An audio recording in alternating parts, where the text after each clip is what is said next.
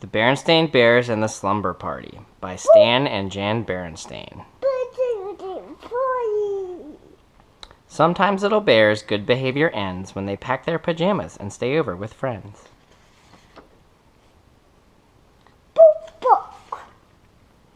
One of the most interesting things about a telephone is that when it rings, you don't know who's calling until you answer it. Sometimes when the phone rang in the bear's treehouse, it was for Papa. Papa Bear is a furniture maker, and customers often call about buying a table or chair. "Yes, I think I can handle that. How soon will you need it?" Sometimes it was Grizzly Gran calling Mama about getting together for a visit. "This weekend? That'll be fine, Gran." When the call was for Brother Bear, it was usually Cousin Freddie with a question about homework. "The fifth problem? I got 6.5. What did you get?" Dots. Well, you get dots. When it was for Sister Bear, it was almost always her best friend, Lizzie Bruin. "For you, sister, it's Lizzie."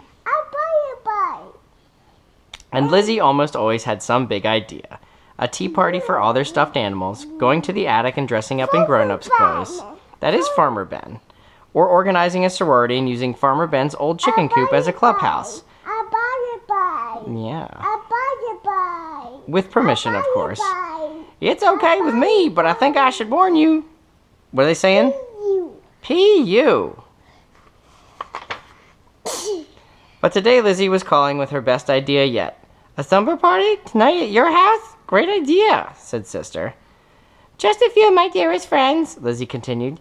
"You, of course, and Anna, Millie, and Queenie. Bring your sleeping bag, and would you bring your tape player? Anna and Millie are bringing tapes, and Queenie's going to teach us the latest dance steps."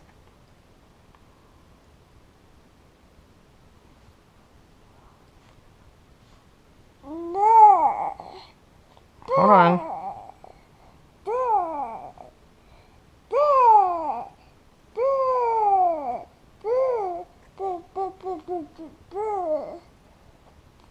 Okay.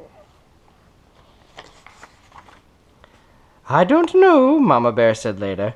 "You've never slept away from home before." "Oh, but I have," protested Sister. "At Grizzly Gramps and Gran's, one time for a whole week." "That's different," said Mama. "Gramps and Gran are family, close family." "The Bruins are neighbors," argued Sister. "Close neighbors." "Oh, please, Mama, it'll be such fun. I'm taking my player, and Millie have great tapes, and Queenie is going to teach us the latest dance steps. Please, Mama."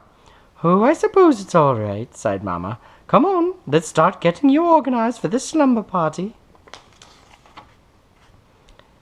"You know," she said as she checked out Sister's sleeping bag. It still had some leaves stuck to it from a family sleepout. "Sleeping over at a friend's house is a kind of special privilege, and something that goes with privilege is responsibility. Do you know what those words mean?" "Sure," said Sister. "Privilege means being allowed to do stuff, and responsibility means not messing up." "Now you remember what your mama told you about privilege and responsibility," said Papa Bear as Sister started off for Lizzie Bruin's. "Oh, I will, Papa, I will," she said. But Sister wasn't very far along the road to Lizzie's before she began thinking about all the fun and excitement she was going to have at the party. It didn't take long for those thoughts to push Mama's advice about privilege and responsibility clear out of her head. Another interesting thing about telephones, is that they help news to travel fast, especially news about parties. Anna told her other friends about the slumber party, and they told their friends. Millie did the same. Pretty soon, cubs from all over the neighborhood were calling Lizzie and asking if they could come to the party. "Sure," she said, "but bring some popcorn and soda. We don't want to run out." Too Tall Grizzly didn't hear about the party by phone. He heard about it when he and his gang went to show Queenie his new boombox. A slumber party," he said to his pals. "Sounds like fun." "How are we going to get invited to a girls' party, asked one of them. "We're not going to get invited, silly," said Too Tall. "We're going to crash, boombox and all." Later, when the rest of the Bear family had settled down for a quiet evening at home, Mama Bear sighed and said, "I'm sure she'll be all right." "Of course she will," said Papa Bear, looking up from a magazine. "After all," Mama said, "Sister is a well-behaved little cub, and Mr. and Mrs. Bruin have a lovely, well-run home and are responsible, careful parents." "No doubt about it," said Papa, going back to his reading. There was only one problem. Mr. and Mrs. Bruin weren't home. They had gone out for the evening and had left Lizzie in the care of a teenage sitter who wasn't much older than some of Lizzie's guests. The Bruins hadn't planned on a slumber party when Lizzie had asked if a few friends could sleep over. And they certainly hadn't planned on a rip-roaring, ear-splitting, popcorn-throwing, soda-squirting party for half the cubs in the neighborhood, because that's what was happening, with Sister right in the thick of it. The only thing that wasn't happening at the slumber party was slumber. Slumber. Slumber, that's right. Lizzie's sitter tried to keep things under control, but she couldn't even make herself heard over the noise. Police.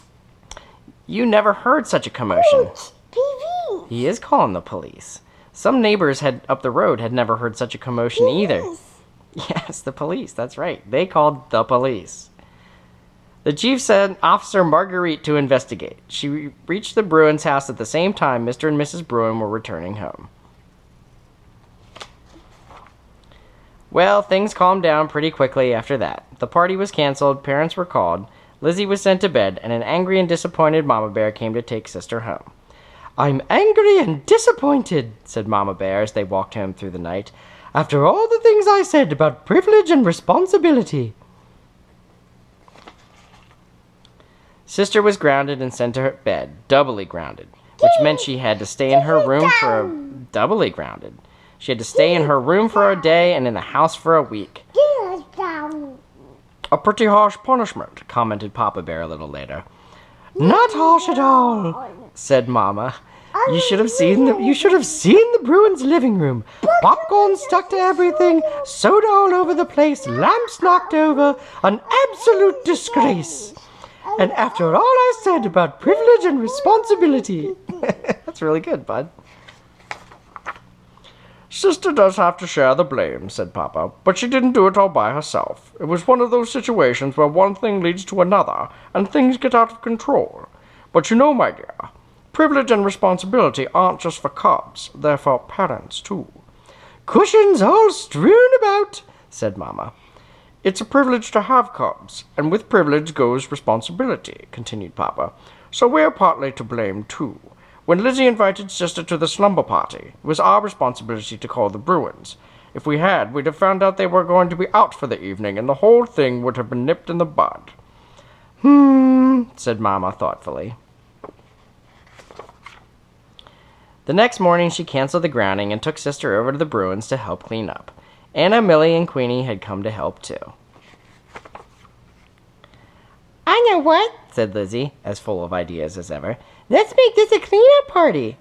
"Let's not," said Sister. "And if you don't mind, Liz, I don't want to hear the word party again for a long time."